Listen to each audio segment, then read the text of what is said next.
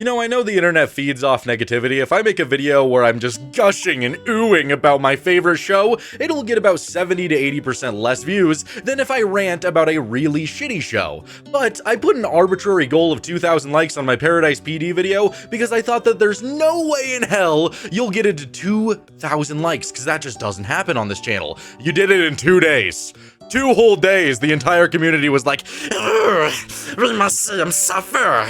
We like it when he suffers. That's just how you all must have felt, because here I am making my first part 2 video and so unbelievably long about Paradise PD of all things. Except this time, I let you all pick which episodes I'm going to be watching. And there's no tapping out this time. I have 3 episodes that were voted on by you guys that I have to get through. Whether or not I'm ranting for 16 minutes, for 30 minutes, or for 4 minutes, I have to watch these episodes all the way through and give you my thoughts on them. And if you like content just like this, please make sure to like and subscribe. I upload almost every single day, and you don't want to miss it. And if you want a place where you can talk about your favorite games, movies, shows, all that good stuff, my Discord will be in the description. Now let's finally take a look at Paradise PD again. This show is very weird. The best way that I could truly describe it, it's like somebody pumped my stomach full of cheese and put a rat on my stomach, and he's like, finally, my precious piece of cheese, and he starts gnawing at me, and it hurts really bad until he gets to the cheese, and I'm like, oh hey, this isn't that bad anymore, and then he starts gnawing on my intestines again, and I'm just struggling immensely, because it feels like with this show, as they take 1 or 2 steps forward, it's like 25 steps back. That's the only way that I could really describe it, because I actually liked the beginning of this episode. I thought it was funny. It's just Fitzgerald and Gina, the girl and the guy, they're doing a little stakeout as one of their people is trying to see if they could catch this drug deal where they're exchanging meth for guns, and we get a Sesame Street joke where he pulls out the gun and he's like, 1 gun, you know. That's good, nonchalant fun. Everybody likes to think about the good old days of Sesame Street, where there was nothing wrong, nothing to be afraid of. You just had a vampire teaching you how to count. The good old days, to say the least. You know, I'm not having a bad time, and Fitzgerald, he has a piccolo instead of a gun, like the musical instrument, and he's blowing it because he has PTSD, which is a very odd time to start doing that. I mean, I guess it can happen wherever, whenever, but oh my god, the stakeout's going on! But either way, he starts playing that, which causes the meth dealers and the gun dealers to start brawling and shooting out with each other, and oh my lord, one of my jokes is finally relevant because Gina sprints up, grabs a man's testicles, and gives the old dick twist.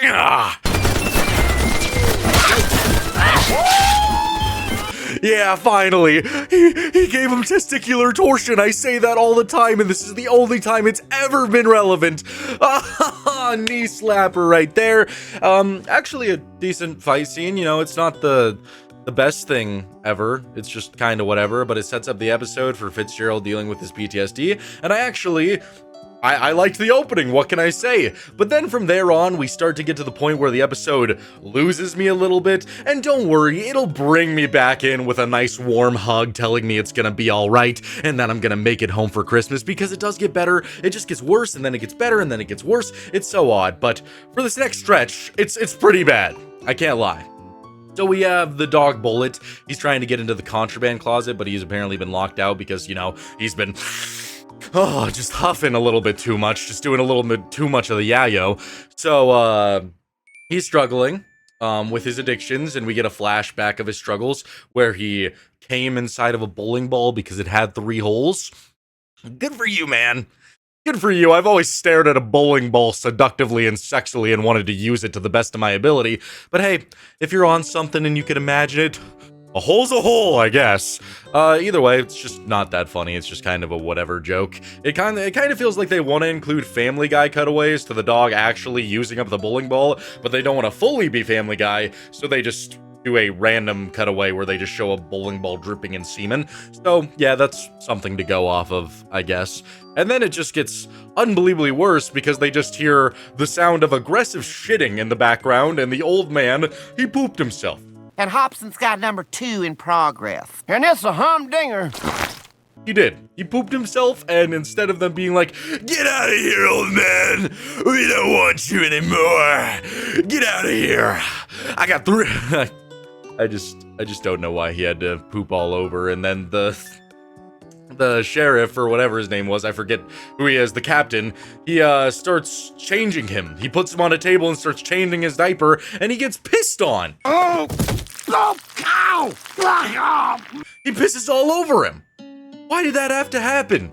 Why do you have to visually show me something so heinous and disgusting? Like, you lured me in with the beginning of the episode thinking everything was gonna be okay, you're gonna feed me a cookie, you're gonna give me a spank on the ass, send me on my way, feeling happy and good after this episode, a couple of laughs, and then I have to watch a man get pissed on by a really old, wrinkly sack of balls. It's just not my cup of tea, personally. Not really into that. So, he wants to send him to the nursing home, so he sends him there, and he thinks that he's gonna be undercover, and that establishes our B plot for the episode. And the B plot is kind of whatever. It has some funny moments, it has some bad moments, it's just kind of whatever. And then we just continue this downfall of the episode with a very odd Down syndrome joke where Dusty, he's all like, "Oh yeah, them pigeons, you know, I think Down syndrome is fake just like PTSD because it's just an excuse to eat pigeons." And then he confesses that he eats pigeons, so he grabs a pigeon in the window and bites its head off. Don't judge me! Because it wouldn't be a Paradise PD episode without just, you know, nonchalant animal cruelty. And again, I can't believe I have to state this again, I'm not an animal activist. I am not a PETA member. I don't care about jokes in which animals are harmed. I really don't, if they're set up well, if it's happening for a good reason. That pigeon just died for no reason, and I don't understand it, because there's nothing funny about animal cruelty if it's just happening for the sake of animal cruelty. You know that Rick and Morty episode where Jerry and Beth hit a deer that was already shot, and then Beth is like rearranging its guts everywhere? It's not the best episode of Rick and Morty. She's like slamming it into the table because she's angry and pulling its guts out, trying to help it. That actually relates to the episode. It's happening for a reason so that Beth and Jerry can strengthen their relationship and Beth can save the deer and feel good about herself. It's happening for a reason. That's animal cruelty that I'm okay with because it's happening for a reason. Here, he's just biting off the head of a pigeon, and that's the joke. Oh my god! Dusty ate a pigeon's head. Woo, that's a knee slapper. That's some good comedy right there. It just doesn't do a whole lot for me. Like, genuinely. Like, is it just to make fun of Down syndrome people and be like, "Oh man, Down syndrome people obviously eat pigeons' heads off"? Like, that's just not that funny. It's not set up well, it's not executed well, and I don't get the joke. I don't get the joke, and this is just a common premise in a lot of their episodes, and personally, I'll never understand it. But then we get to, like, the main part of the episode, which is Fitzgerald going out on his own, and he's kind of geeking a little bit, using his piccolo. He panics, he sees himself in a mirror, and he shoots himself. Oh shit, drop the gun, motherfucker! No, not my dick! And this is where the episode actually does start to pick up a little bit, because he shoots himself, and he's like, oh no, bro, my dick! I know he doesn't sound like Muscle Man, but Muscle Man just deserves to be in every video of mine. So he shoots himself in thine penis, and I like it so much because somebody releases his body cam footage and they start like playing this game, not playing a game necessarily, where it's like a whole view on racial issues because he's a black guy and a black guy shot himself, so it's technically racist because a cop shot a black guy but he shot himself, and the entire town gets really dumb with it and they start making fun of Fox News and CNN. And I just think all the jokes are pretty funny when they're actually just making fun of that concept. I think a lot of that is actually pretty good. They're just, you know, calling him a racist and saying that, you know, you shouldn't have shot that guy. And at the same time, they're saying that he himself is a power to the people for surviving such an onslaught and vicious attack by a police officer. It's just a very interesting concept that I actually did enjoy because it was a little bit different and they did stick to it. They didn't fully rely on shock value comedy after the, eating pigeon thing, so it was actually going in a decent direction. I actually admired what they did. They had this entire scenario where it's like activists for Black Lives Matter, and then it's activists for police or whatever, something like that, and he has to talk to both groups at the same time, and it goes awry, and he accidentally trips over a pig, and he looks like a Klans member, and then he goes back to the normal people, and he's holding up like a noose or something, and it's just going wrong, and it looks bad for both sides of the political divide, both sides of the segregation divide. Do it! Can't see. All I see is black, and I hate it. I don't know, it's an interesting concept, but I was all for it, especially because it's just it's just him. It's not like anything bad happened, he shot himself in the penis. It's a very interesting concept, but I was all for it. We get a couple more things with the old man as well that I actually did enjoy. The main one is just, we get an Alzheimer's joke, which was kind of funny, where he's talking to him, and he's trying to say like, "Oh man, they gave me a sponge bath, but they didn't finish. I don't understand what's happening. Oh, they gave me a sponge bath, but they didn't finish. Oh, I don't understand what's happening." For your sponge bath? Oh, all right. But how about you finish the damn job this time, Dr. Cocktease? I enjoyed that, but everything else from that B-plot was just kind of a nothing burger. It turns into like a weird Red Lobster thing?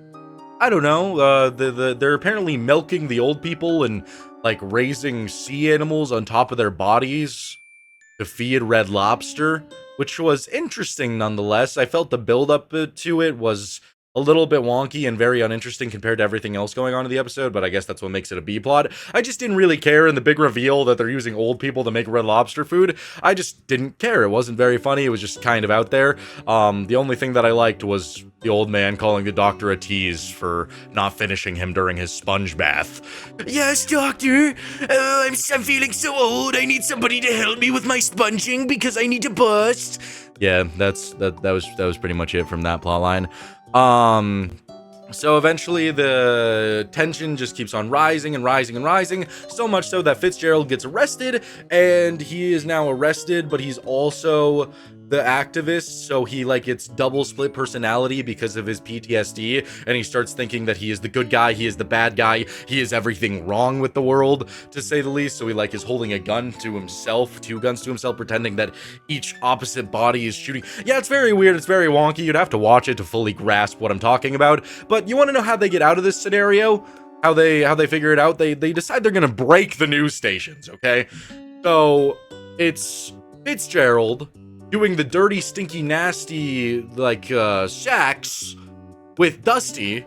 So he's using Dusty.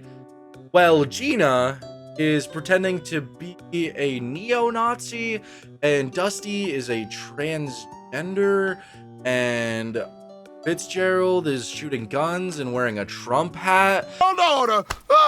9/11 was an outside job. Fake news. So it's appealing to all forms of audiences, so the news people just break. Yeah, that was a very weird scenario that, in the sense of the episode, it did make sense, and in the sense of the plot, it did make sense. So I'm not going to fault it, because it was kind of a good thought-out joke on how to fix the situation. It's just appealing to each news station so they can't argue with each other or be biased against each other, so they just break, which was an interesting concept. But I didn't really want to watch Dusty do the nasty with Fitzgerald while also doing the nasty with Gina on screen. I just wasn't really about that. So yeah, that's pretty much the episode for you. Fitzgerald gets acquitted of all problems because they broke the news stations. So yeah, that was fun, I guess. I don't know. That was probably the best episode I've seen, and that's really not saying much.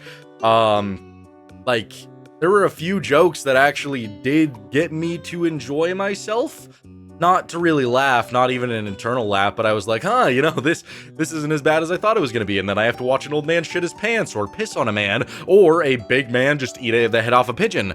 And yeah, I did like the concept that they tried to do with him shooting himself, all that stuff, and the political divide. I thought some of it was entertaining, but it's still overall not going to be something I would ever want to watch again. I don't think the characters are very charismatic or interesting like Family Guy, because I would never watch Family Guy clips if it was like this. If Paradise PD was just like Family Guy, acted the same with all the cutaways, I wouldn't watch Paradise PD clips because the characters aren't charismatic or interesting. I find them outright annoying. But with Family Guy, I like Peter Griffin, I like Stewie, I like Chris. I think they're funny characters, but because they just work and they have their own big, larger-than-life personalities. But here, all the characters just suck, so any like nonchalant joke they try to do or just existing, it's not that funny, especially Dusty. Dusty is unbelievably annoying. He pisses me off and I just can't handle him in the show, and they rely on him so much for comedic relief. It was heavily implied in this episode. There's an entire courtroom scene where he's like, oh yeah, I brought my briefs, and then he like falls asleep on the desk, and it's supposed to probably get like a big laugh, and I just didn't give a shit. I didn't care at all because the characters suck. They're just not entertaining. So if I was to rate this episode 1 through 10, I would probably give it a 4 out of 10, which is a lot better than any of the other episodes I rated for it, which is, pretty surprising. But when it comes down to it, they still rely a lot on shock humor, and there was a good, 3 or 4 minutes of the episode where it's just, oh, the dog came in a bowling ball. Oh, the old man shit himself. Oh, he's eating pigeons. It's just like they have the potential to tell a good story and actually build up to good jokes, but instead they're just like, oh, let's just make sure the dopamine is kicking in with a bunch of random slop jokes that have no build, no desire to actually relate to the story, and it just kind of ruins it for me. The next episode is truly my introduction to the depths of hell. It combines my 2 favorite shows because this one is Paradise PD meets Brickleberry. Oh my god, let's make the show that we copied our show off of, that we copied another show off of, let's make those 2 shows meet and have them have silly, fun shenanigans. Yeah, it's like chopping my head off with a really dull guillotine. They keep having to raise it up over and over again because it just slightly... See, I'm having an aneurysm because of this shit.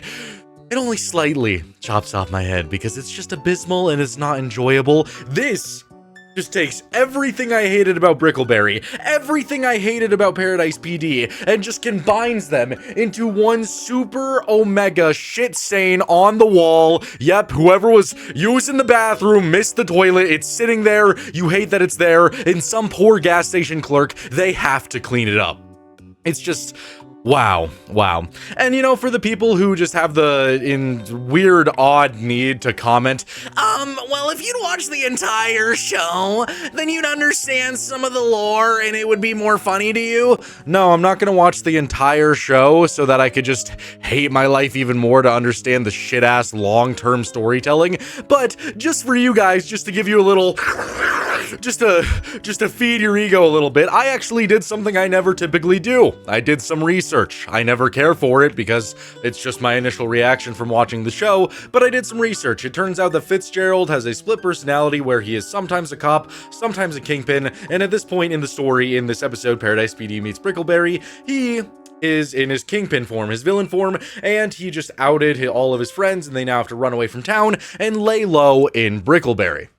And dear Lord, does the shock value jokes just hit so unbelievably well because, oh my god. I'm just the guy that likes a little setup to my joke. I like to be pulled in, and then when they finally release the joke, I'm just like, yeah!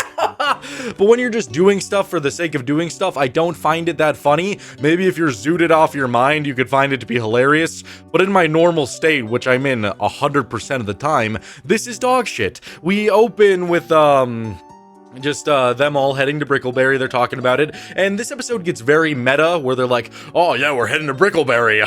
It didn't do very well with the critics.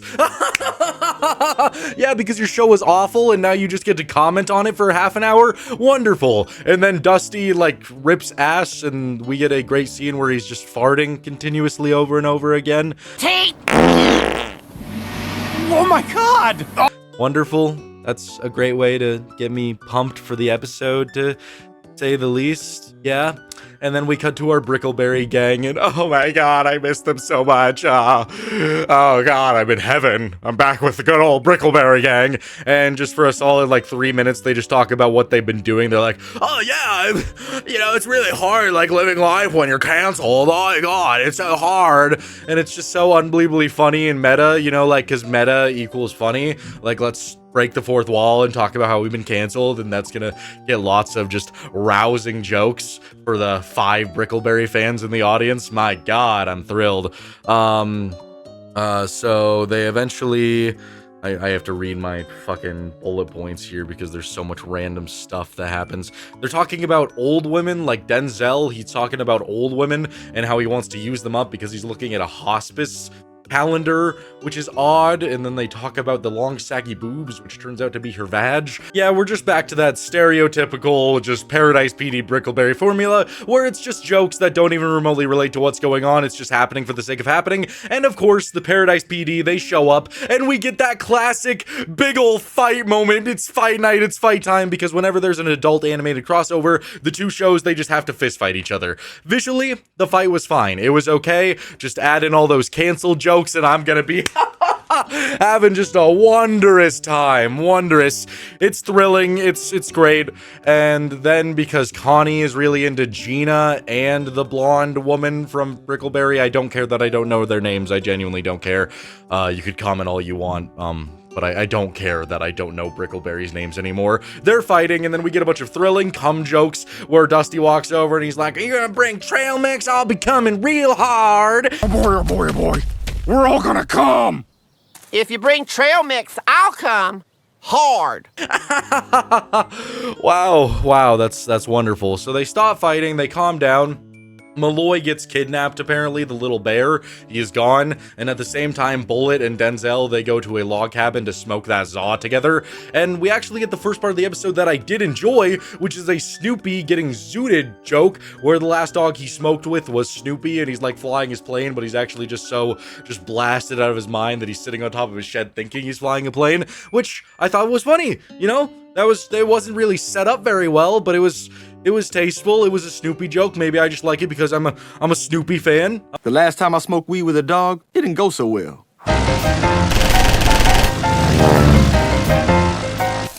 I'm all for it. But then the episode just gets so much worse when we get to like the backstory of why Woody, the head of the park rangers, hates the chief of Paradise PD, because apparently they're cousins.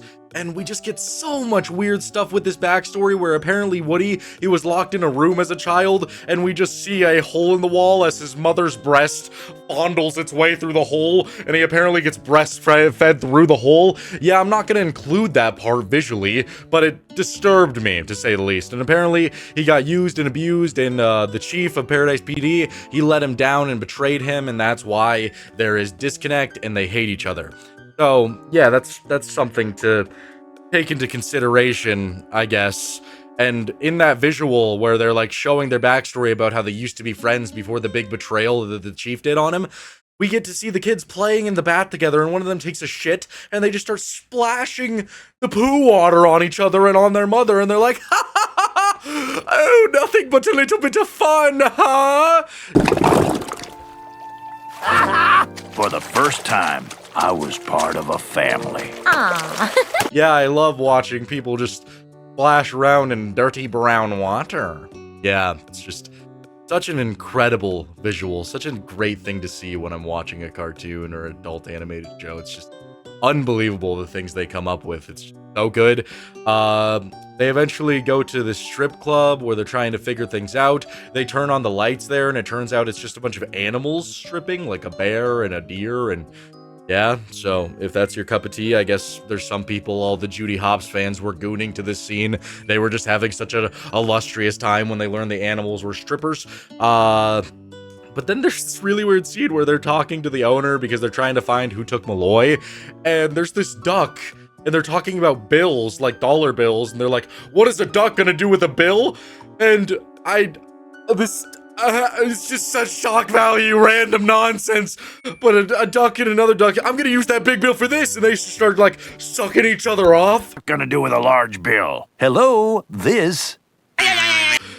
It's just, I don't want to see Mr. Quack Quack just get his vag sucked real good or whatever sucked real good. Do ducks have those? I don't know how ducks, perform coitus.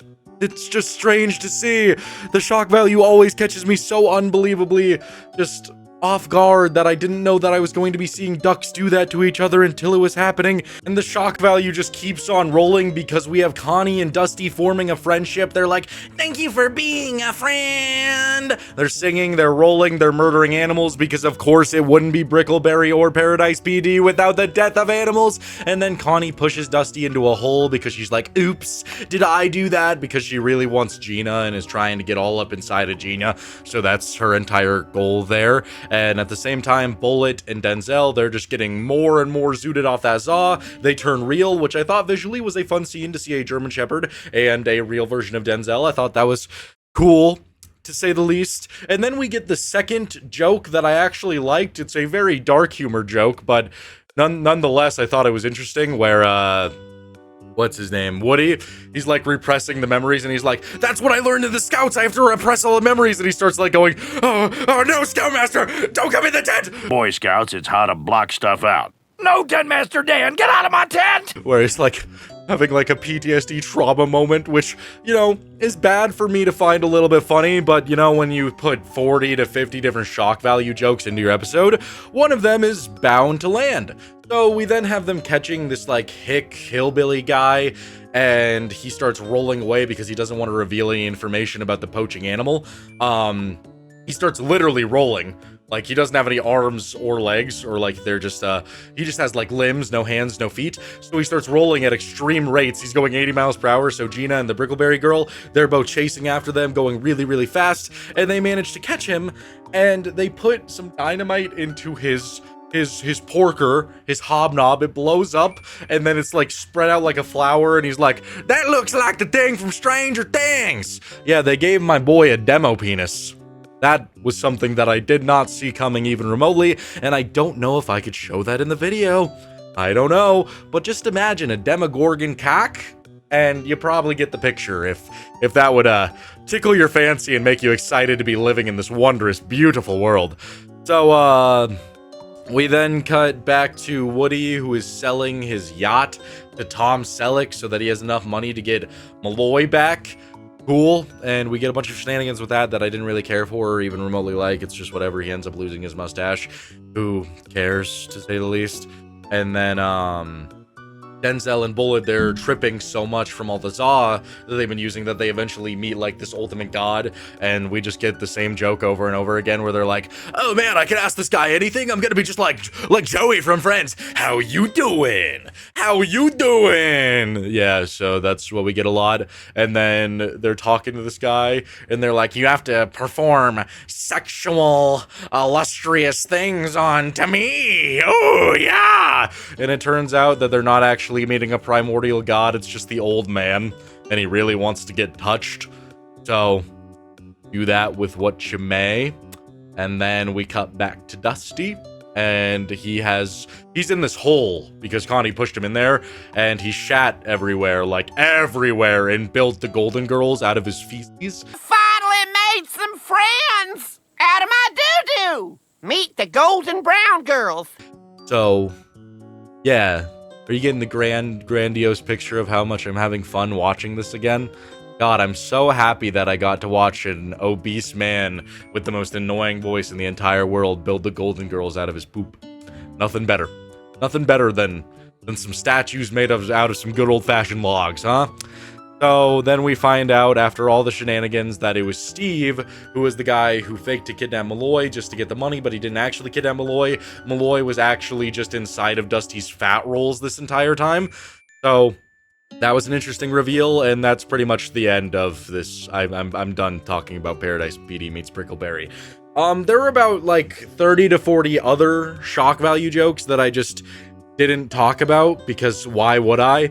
Again, it's just throwing things at a dartboard, hoping that you're going to laugh, and the majority of the time, it's no setup, no nothing, it doesn't pertain to anything that's going on, it's just things happening. And when you combine all of these characters, none of which are interesting, even remotely, then it just spells disaster. For the Brickleberry fans and Paradise PD fans, I bet you had a blast with this experience, but for me, this is just absolute pure never-ending torture, and the entire like ending sequence I can't even really show you because they gave Chief boobs. And I can't show any of that because they just had his big old boobs just everywhere, and everybody's just like, when'd you get boobs? How'd you get those? So I can't show that on screen. That's like the entire last 3 minutes is just all about his big old bazungas on the Chief's body.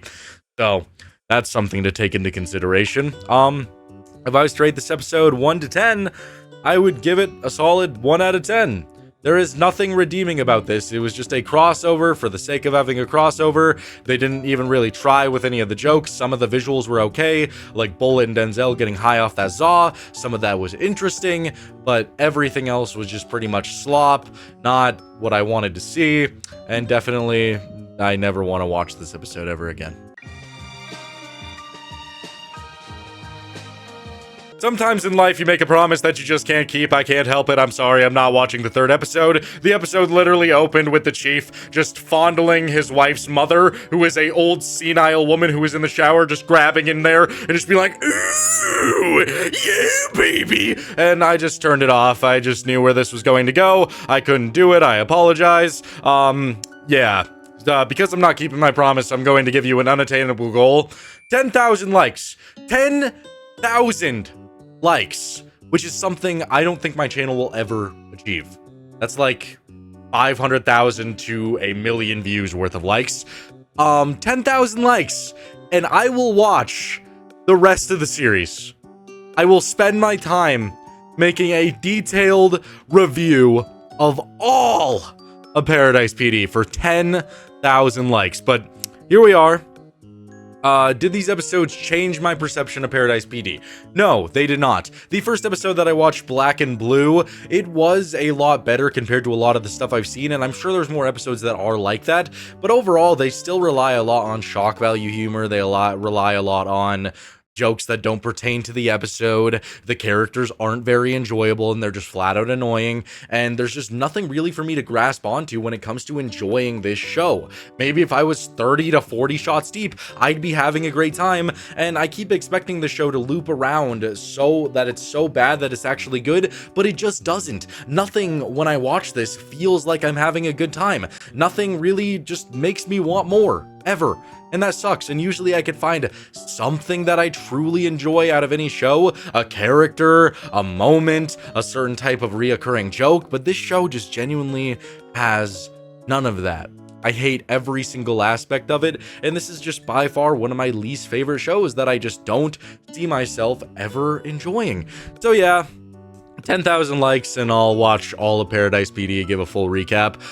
This video should do significantly less than the first one because nobody's going to want to watch part 2 to Paradise PD video, and if this one somehow does get more views than my first one, I'll just put myself into a brazen bowl and start turning up the heat, to say the least.